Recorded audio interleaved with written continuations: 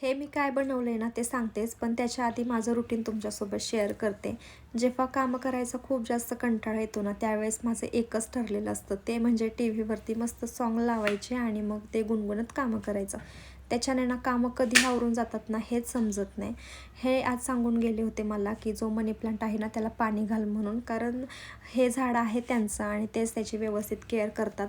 मी काय ह्या झाडाला पाणी वगैरे कधी घालत नाही, कधीतरी घालते क्वचित सांगितलं तर.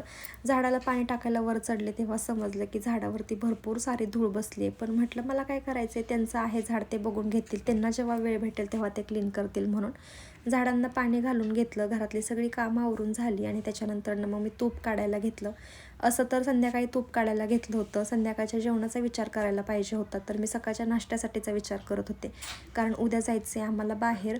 मग सकाळी नाश्त्याला काहीतरी बनवायचे आणि ठरवलं होतं की उपीट बनवायचं म्हणून, पण त्याच्यासाठी तूप नव्हतं, म्हणजे रवा भाजलेलाच नव्हता. म्हटलं चला पहिल्यांदा तूप काढून घेते आणि त्याच्यानंतरनं मग रवा वगैरे भाजता येईल, किंवा उद्या सकाळी म्हटलं तरी भाजेल. इथे मस्त तूप काढून घेतलं आणि आता सांगते तुम्हाला की हा ना मी फालुदा बनवला होता. कसं तर ते सांगते. पहिल्यांदा दूध गरम करून घेतलं, त्याच्यामध्ये 2 चमचे साखर टाकले. तर साखर टाकायची तर काही गरज नव्हती, पण तरी पण मी टाकली.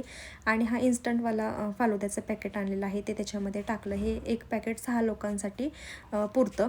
बाकी काहीच आपण ह्याच्यामध्ये ॲड करायचं नाही, फक्त एवढंच सगळं ॲड करून मस्त मिक्स करून घ्यायचं. एक 5 ते 6 मिनिटांमध्ये मस्त असा आपला फालुदा तयार होतो आणि धनुषला तर खूप जास्त आवडतो. आणि हा आहे पिस्ता फ्लेवरचा, आणि ह्याच्या आधी मी ट्राय केला होता तो स्ट्रॉबेरी फ्लेवरचा होता, पण टेस्ट खूप छान लागते. लहान मुलांना हे खूप जास्त आवडतं. मग फ्रीजमध्ये ठेवलं आणि त्याच्यानंतर मग खाल्लं. खूप मस्त लागतं. तुम्ही पण नक्की एकदा ट्राय करा.